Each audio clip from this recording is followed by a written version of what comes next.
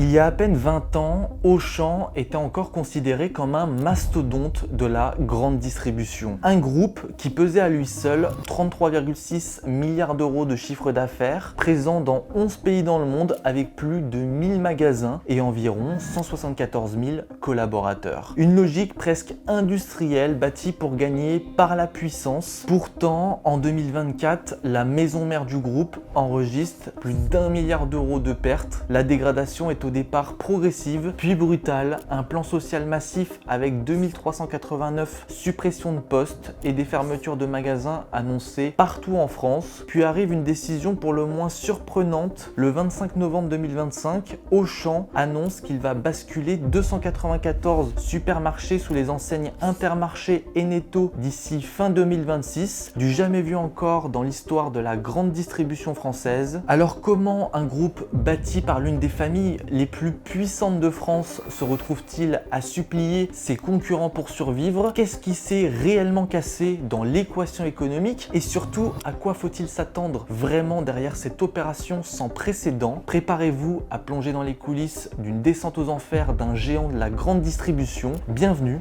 chez Auchan. Tout commence au début des années 2000. Auchan est alors au sommet de sa puissance. À la charnière des années 99-2001, le groupe réalise déjà plus de 22 à 24 milliards d'euros de chiffre d'affaires avant de se rapprocher rapidement de 25 à 28 milliards d'euros entre 2002 et 2003. À cette époque, Auchan bénéficie d'un pouvoir de négociation exceptionnel avec ses fournisseurs et affiche une compétitivité redoutable, parfois même supérieure à celle de Leclerc ou Carrefour sur certains produits. Son arme absolue, la massification, l'acquisition de Dogs de France change le groupe d'échelle. L'intégration des hypermarchés Mammouth et des supermarchés Attaque double quasiment la taille du groupe et propulse Auchan parmi les 3 plus grands distributeurs français. Sur le papier, tout fonctionne, la centralisation, la taille critique, les volumes, le modèle semble imparable, mais derrière cette euphorie se cache en réalité une faille, un déséquilibre invisible à l'époque qui va, vous le verrez, lentement faire basculer toute l'équation.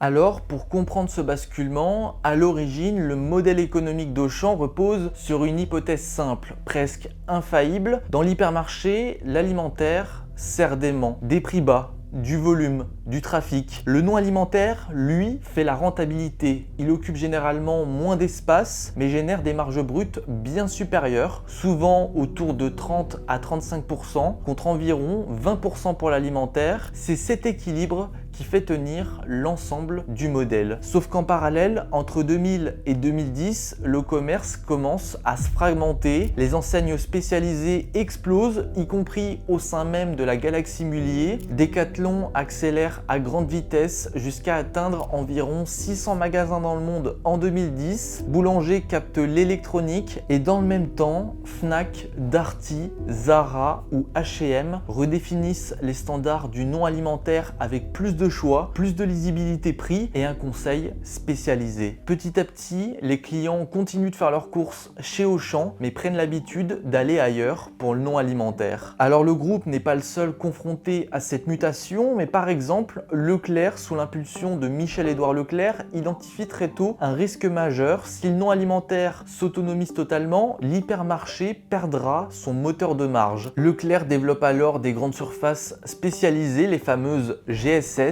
des magasins dédiés au sport, au bricolage, à la culture ou à l'automobile, le plus souvent implantés à côté ou à proximité immédiate des supermarchés alimentaires. Auchan, de son côté, reste fidèle à son schéma historique, un modèle cohérent, robuste à l'époque, mais conçu pour un monde où le commerce n'était ni fragmenté, ni hyper spécialisé, un monde qui, lentement, est en train de disparaître. À partir de 2007, un choc arrive en France, le e-commerce décolle enfin. Amazon.fr est déjà là depuis plusieurs années, mais cette fois, les usages basculent vraiment. Les consommateurs commencent par acheter des livres, puis l'électronique avant d'élargir à d'autres catégories. C'est plus simple, souvent moins cher et en plus livrés à domicile. Auchan, de son côté, lui, observe le phénomène un peu trop de loin. Pendant ce temps, Leclerc et Carrefour industrialisent le drive. Intermarché renforce sa présence de proximité. L'hypermarché se retrouve attaqué précisément là où il faisait sa rentabilité, le non alimentaire. Face à cette pression croissante, Auchan réagit finalement en adoptant une stratégie de prix agressif. Le groupe multiplie les opérations commerciales, les promotions particulièrement dans le secteur non alimentaire, ce qui lui permet de préserver la fréquentation des magasins. Un choix défensif qui maintient certes le volume, mais au prix de la rentabilité. Mais avant de continuer, j'ai un message à ceux qui, comme moi, se fixent des bonnes résolutions à chaque début d'année. En 2026, il n'a jamais été aussi important de mieux gérer son argent et surtout d'investir enfin dans les meilleures conditions possibles. Notre partenaire XTB vous propose pour cette belle année le seul compte titre avec 0% de commission dans la limite de 100 000 € investis par mois. Au-delà, vous avez seulement 0,2% et vous accédez à plus de 7000 actions et 1800 ETF. C'est aujourd'hui l'un des meilleurs deals du marché pour commencer à construire un vrai portefeuille dans les meilleures conditions. XTB est un courtier européen présent en France depuis plus de 15 ans et contrôlé par l'AMF et l'ACPR. Leur plateforme intuitive vous permet d'investir facilement grâce à des outils et des graphiques professionnels. L'ouverture de compte se fait en moins de 15 minutes et ils ont des équipes de support clients françaises disponibles 5 jours sur 7. Cliquez sur le lien en description pour découvrir XTB. Maintenant, retour à notre enquête. En 2008, la crise financière frappe de plein fouet, les consommateurs serrent la ceinture, la pression sur les prix s'intensifie et même si le marché français d'Auchan reste rentable, les premiers signes de saturation apparaissent et malgré un chiffre d'affaires qui grimpe jusqu'à 42,5 milliards d'euros 2 ans plus tard, une conviction s'impose en interne, la grande distribution française approche de ses limites. Face à ce plafond, Auchan fait un choix stratégique, l'international. En 2012, le groupe rachète les hypermarchés Real du Metro Group présents en Pologne, en Russie, en Roumanie et en Ukraine. Montant de l'opération 1,1 milliard d'euros pour 91 hypermarchés, dont 14 avec leur immobilier. En quelques mois, Auchan double sa présence régionale et exploite désormais 189 hypermarchés dans ces pays, renforçant ses volumes d'achat et sa stature en Europe de l'Est. Mais derrière l'expansion, la réalité est plus lourde. Ce rachat, ce n'est pas seulement des magasins, ce sont des systèmes informatiques à fusionner, des organisations hétérogènes, des cultures managériales différentes et près de 20 000 collaborateurs à intégrer. Une explosion de complexité avec un coût massif. Entre 2000 et 2014, Auchan investit ainsi entre 1,5 et 2 milliards d'euros par an en acquisition, rénovation, intégration IT et modernisation logistique. Un effort indispensable pour faire tenir l'ensemble, mais qui finit peu à peu par aspirer la trésorerie du groupe. Alors que pendant ce temps, sur le marché français, le drive devient un moyen de consommation incontournable. Entre 2008 et 2016, le modèle s'industrialise à grande vitesse. Le parc dépasse les 2000 points de retrait en 2014 et franchit les 4000 2 ans plus tard, un basculement profond des usages des consommateurs. Paradoxalement, Auchan, pourtant pionnier sur le drive, n'arrive pas à changer d'échelle. Le format exige des investissements lourd en informatique et une exécution sans faille au moment même où la trésorerie du groupe est déjà absorbée par ses acquisitions internationales. En 2016, l'écart est plutôt net. Intermarché compte déjà plus de 1100 drives, ses concurrents plusieurs centaines, quant Auchan n'en aligne qu'environ 170. Dans le même temps, les trajectoires des distributeurs s'éloignent radicalement. Auchan reste structuré autour de l'hypermarché centralisé, alors qu'Intermarché mise tout sur la décentralisation pour être au plus près des lieux de vie, en combinant puissance d'achat via la centrale, mais aussi une autonomie locale de chaque magasin pour une plus grande réactivité sur les prix. Résultat, dès le début des années 2010, Auchan commence à perdre des parts de marché en France, lentement, mais juste assez pour que le déclin s'installe sans alerter personne. En 2014, une nouvelle menace s'impose en France, le hard discount. Lidl et Aldi Aldi gagnent quasiment 1 point de part de marché par an et leur clientèle ne se limite plus aux ménages modestes. Même les cadres y font désormais leurs courses. Sur le papier, Auchan aurait pu réagir, lancer une vraie enseigne de hard discount ou convertir une partie de son parc, mais le choc aurait été colossal. Passer d'un hypermarché à 50 000 références à un format à 1200-1500 produits implique de couper massivement les fournisseurs, de simplifier radicalement les systèmes informatiques et d'accepter la disparition des marges du non alimentaire, sans parler des surfaces 800 à 1200 m² pour un discounter contre 10 à 13 000 m² pour un hyper Auchan. Concrètement, cela aurait signifié fermer la majorité des hypermarchés, encaisser des baisses de valeur immobilière massives, licencier même des dizaines de milliers de salariés et accepter plusieurs années de pertes, le temps de reconstruire un réseau, une transformation quasi impossible à mener sans tout casser. Mais au fond, la vraie raison derrière est plus profonde que ça. Pendant 30 ans, Auchan s'est défini comme l'hypermarché du choix et de la variété. Passer au hard discount, c'était renier cette identité et renaître que le modèle fondateur était devenu obsolète. L'enseigne reste donc coincée dans son modèle XXL, trop coûteux pour rivaliser avec les discounters, trop cher pour rester vraiment compétitif.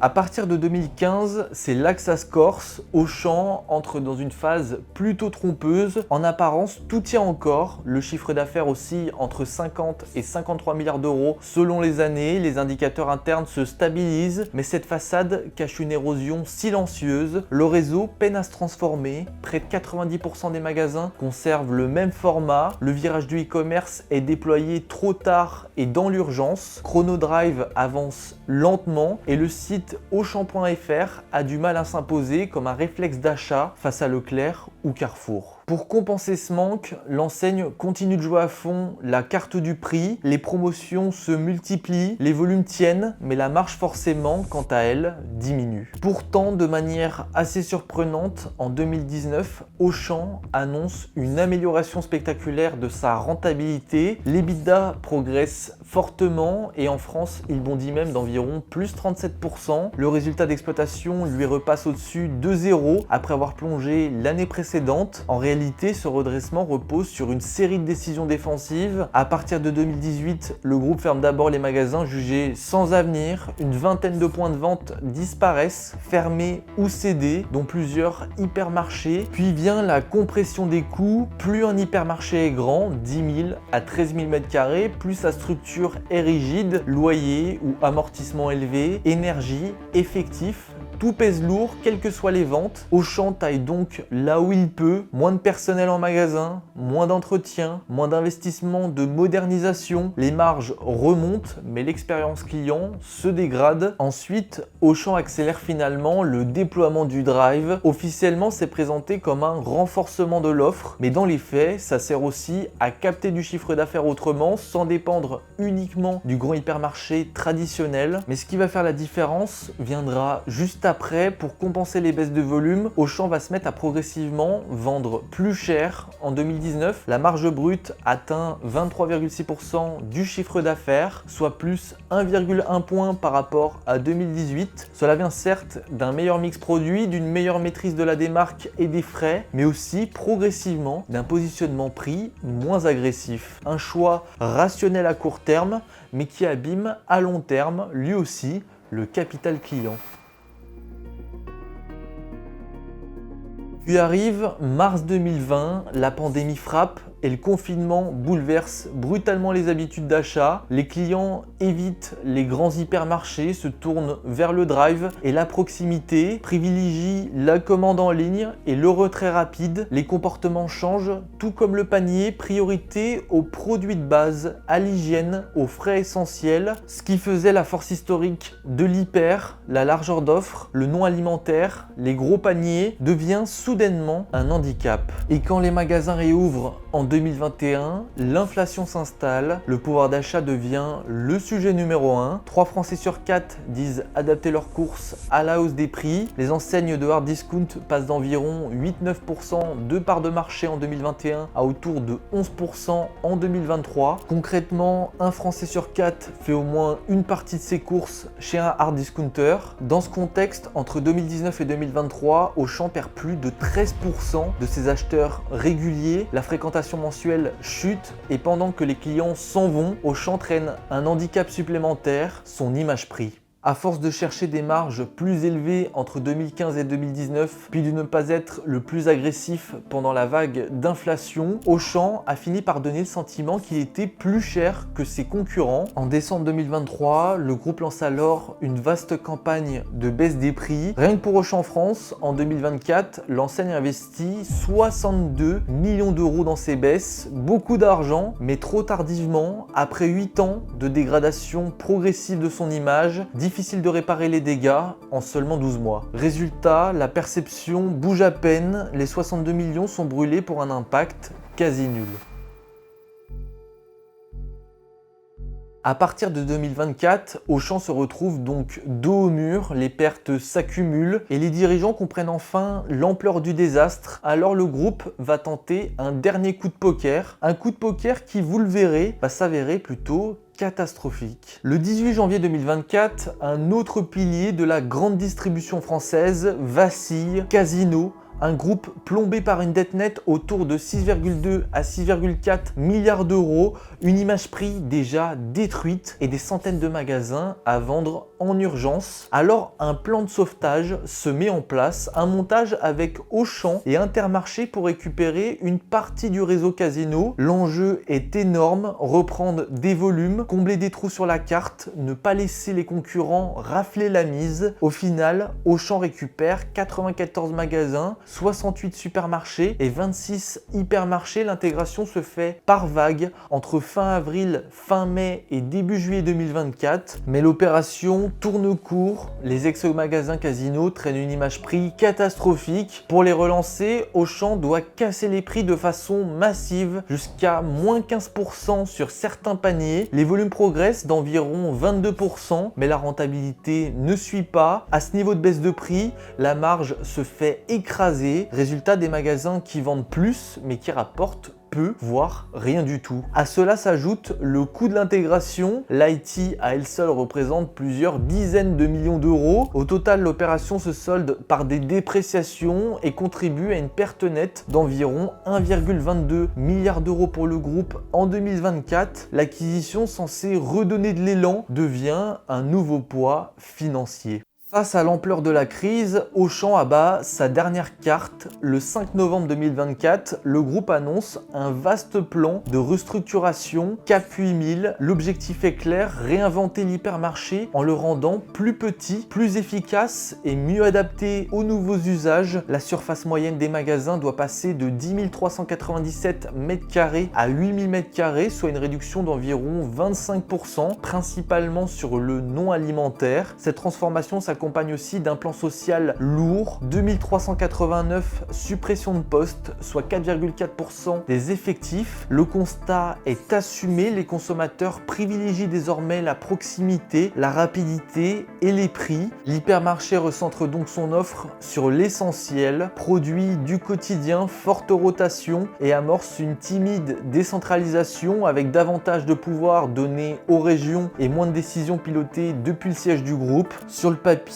l'effort est massif, 750 millions d'euros d'investissement prévus entre 2024 et 2028, dont 450 millions pour réduire et remodeler les hypermarchés et 300 millions pour moderniser les ex-magasins Casino. Un pari lourd pour un groupe qui perd plus d'1 milliard d'euros par an et surtout un pari qui ne règle pas le problème de fond, il repousse l'échéance. Car réduire de 25% la surface des hypermarchés, c'est aussi créer un vide immobilier considérable, plus de 150 000 m² inutilisés. Or, la foncière du groupe, New Imo, avait été conçue pour gérer des surfaces pleines, occupées par des commerces rentables. Des mètres carrés vides deviennent immédiatement un coût. Entretien, fiscalité, restructuration, voire démolition. À cela s'ajoute l'héritage Casino avec 300 à 400 000 m² supplémentaires de surface commerciale à gérer. En clair, Auchan change de nature. D'un distributeur pur, il glisse progressivement vers un rôle de propriétaire immobilier sous pression, chargé de porter des actifs lourds dans un contexte financier déjà critique. Fin novembre 2025, Auchan fait une annonce pour le moins inédite. 294 supermarchés Auchan vont basculer sous les enseignes Intermarché et Netto d'ici fin 2026. Ce n'est ni une vente, ni une fermeture, ni une franchise classique, mais une franchise inversée. Auchan conserve les murs, mais délègue l'exploitation. Concrètement, une entité juridique dédiée est créée pour opérer ces magasins sous licence Intermarché Netto. L'ampleur est massive, on parle de 294 points de vente qui réalisent ensemble près de 3,3 milliards d'euros de chiffre d'affaires, soit près de 18% d'Auchan France, et 11 400 salariés qui devraient d'ailleurs rester salariés Auchan. Les enseignes donc changent, le modèle aussi, mais la transition est conçue pour éviter toute rupture sociale brutale.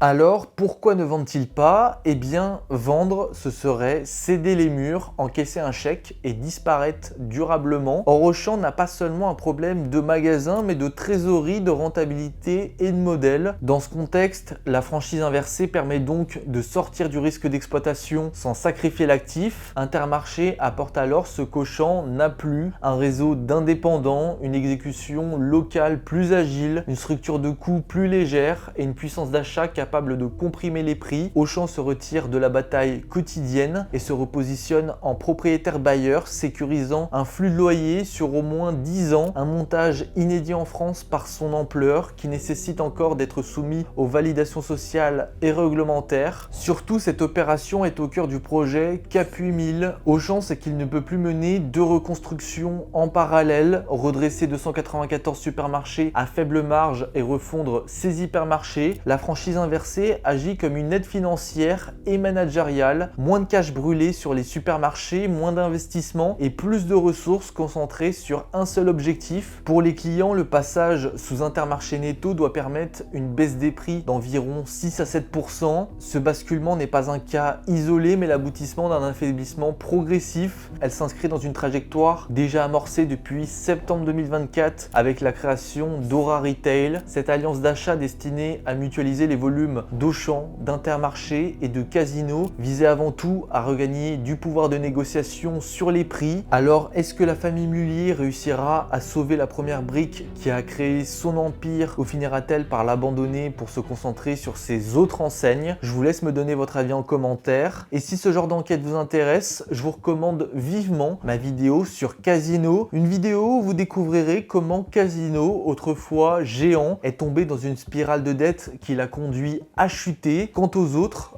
on se retrouve très vite. C'était Corentin. Allez, ciao!